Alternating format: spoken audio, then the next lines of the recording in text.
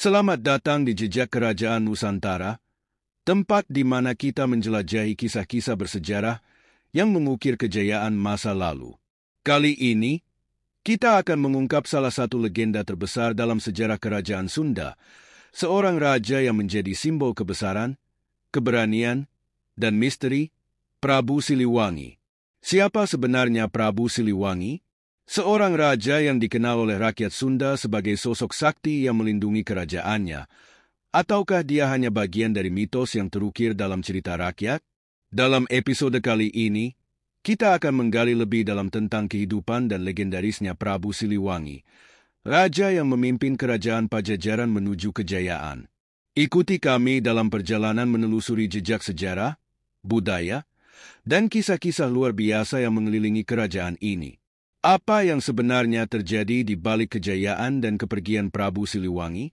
Mari kita temukan bersama hanya di Jejak Kerajaan Nusantara. Prabu Siliwangi, atau yang sering disebut sebagai Raja Siliwangi, merupakan sosok legendaris yang dikenal dalam sejarah Tatar Sunda. Beliau memerintah sebagai Raja Kerajaan Pajajaran dari tahun 1482 hingga 1521 Masehi dan dipandang sebagai tokoh yang sangat penting dalam budaya Sunda.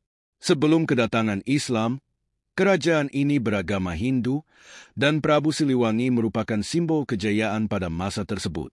Ia dikenal luas melalui tradisi lisan Sunda, termasuk dalam pantun, sastra, dongeng, cerita rakyat, dan berbagai legenda yang menggambarkan pemerintahannya sebagai masa puncak kejayaan bagi masyarakat Sunda. Dalam berbagai cerita dan legenda, Prabu Siliwangi digambarkan sebagai seorang raja yang memiliki sifat-sifat luar biasa.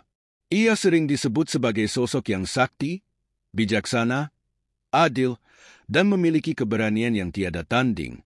Kekuasaannya membawa kemakmuran dan kesejahteraan bagi rakyatnya, sehingga masa pemerintahannya sering dianggap sebagai masa keemasan kerajaan Pajajaran. Dalam tradisi lisan Sunda, citra Prabu Siliwangi sebagai seorang pemimpin yang bijaksana dan kuat telah mengakar dalam budaya masyarakat Sunda hingga saat ini. Namun, karena tokoh ini berasal dari cerita lisan yang diwariskan turun-temurun, sulit untuk memastikan secara pasti siapa sosok sejarah yang menjadi inspirasi dari legenda Prabu Siliwangi.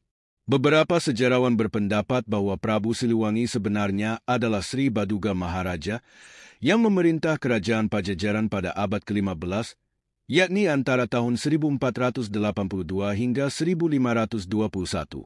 Nama Sri Baduga Maharaja sering disebutkan dalam berbagai sumber sejarah sebagai Raja Sunda yang berkuasa pada masa tersebut. Meski demikian, ada juga teori lain yang mengaitkan legenda Prabu Siliwangi dengan Niskala Wastukancana, seorang Raja Sunda yang lebih dahulu memerintah dari tahun 1371 hingga 1475. Masing-masing pendapat ini memperlihatkan adanya ketidakjelasan terkait identitas pasti dari Prabu Siliwangi yang dikenal dalam cerita rakyat. Terkait dengan asal-usul nama Siliwangi, ada beberapa teori yang mengemuka. Salah satunya adalah teori yang menyebutkan bahwa nama Siliwangi berasal dari gabungan dua kata dalam bahasa Sunda, yaitu Silih Wangi, yang berarti pengganti Raja Wangi atau penerus Raja Wangi.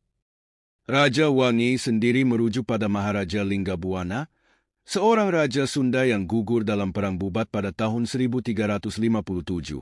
Dalam perang tersebut, Raja Linggabuana berusaha melindungi kehormatan kerajaan Sunda yang dihina oleh Gajah Mada, Mahapatih Majapahit.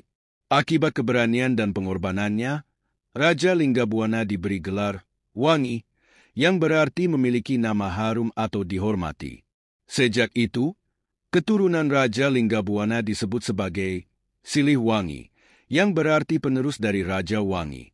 Cerita mengenai Raja Linggabuana dan Perang Bubat sangat penting dalam sejarah Sunda, karena peristiwa ini menggambarkan betapa besarnya pengorbanan dan keberanian kerajaan Sunda dalam mempertahankan kehormatan mereka. Seiring berjalannya waktu, keturunan Raja Linggabuana yang memerintah kerajaan Pajajaran kemudian dikenal dengan gelar Siliwangi, yang menunjukkan bahwa mereka adalah penerus Raja Wangi, yang memiliki kedudukan yang setara dan kehormatan tinggi. Selain itu, Terdapat juga teori yang menyebutkan bahwa nama Siliwangi berasal dari istilah Asiliwewangi yang berarti berganti gelar. Hal ini mengindikasikan adanya perubahan dalam tradisi pewarisan gelar raja dalam kerajaan Sunda, di mana setiap raja baru yang menggantikan penguasa sebelumnya akan mendapat gelar yang menunjukkan kesinambungan kekuasaan. Tradisi gelar ini menunjukkan pentingnya simbolisme dalam kepemimpinan dan bagaimana gelar seorang raja diwariskan kepada penerusnya. Dalam kisah-kisah rakyat Sunda, ada juga yang mengaitkan Prabu Siliwangi dengan tokoh legendaris lainnya, seperti Pangeran Jayadewata, putra Prabu Anggalarang, Raja Kerajaan Galuh. Pangeran Jayadewata dikenal sebagai sosok yang sangat tampan dan cerdas. Pada masa mudanya, ia dikenal dengan julukan Raden Pamanah Rasa, karena memiliki pesona yang memikat hati banyak orang. Pangeran ini juga terkenal dengan keahliannya dalam berbagai bidang, mulai dari seni sastra, musik, tari, hingga seni bela diri. Namun, kisahnya mengalami perubahan tragis ketika ia diracuni dan disihir oleh seorang tokoh jahat dalam kerajaan yang akhirnya menyebabkan hilangnya ingatannya. Meskipun demikian, berkat bantuan seorang wanita bernama Nyi Ambedkasi, Pangeran Jayadewata akhirnya sembuh dan kembali mengklaim tahta kerajaan yang telah dirampas dari ayahnya. Legenda Pangeran Jayadewata ini menggambarkan perjalanan seorang pahlawan yang terjatuh, namun akhirnya bangkit kembali untuk menuntut keadilan dan mempertahankan kehormatan kerajaan. Beberapa cerita mengaitkan kisah ini dengan cerita Prabu Siliwangi, yang juga digambarkan sebagai seorang pemimpin yang tangguh dan penuh dengan kisah heroik. Selain itu, dalam tradisi Sunda, Prabu Siliwangi juga sering dikaitkan dengan simbolisme satwa mistis, terutama harimau. Harimau dalam budaya Sunda dianggap sebagai makhluk gaib yang melambangkan kekuatan dan keberanian. Konon, Prabu Siliwangi memiliki harimau sebagai pengawal setia yang membantunya dalam menghadapi berbagai ancaman. Setelah kejatuhan ibu kota Pakuan Pajajaran, yang merupakan pusat pemerintahan kerajaan Pajajaran, Prabu Siliwangi dilaporkan mengundurkan diri ke Gunung Salak untuk menghindari pertumpahan darah, namun tidak lama kemudian ia menghilang. Dalam legenda, dikisahkan bahwa Prabu Siliwangi menghilang dalam bentuk harimau suci yang dianggap sebagai manifestasi dari kekuatan gaib dan spiritualnya. Bagi sebagian orang, kisah ini mengindikasikan bahwa Prabu Siliwangi bukan hanya sekadar tokoh sejarah, tetapi juga menjadi bagian dari mitos yang berkembang dalam masyarakat Sunda. Keberadaan Prabu Siliwangi sebagai sosok legendaris yang memiliki kekuatan gaib dan spiritual menciptakan kesan bahwa ia adalah simbol perjuangan dan kebesaran kerajaan Sunda. Dalam beberapa versi lain, kisah Prabu Siliwangi berakhir di Leuweung Santang, hutan yang terletak di dekat Laut Selatan, yang dipercaya menjadi tempat kepergiannya setelah ia menghilang.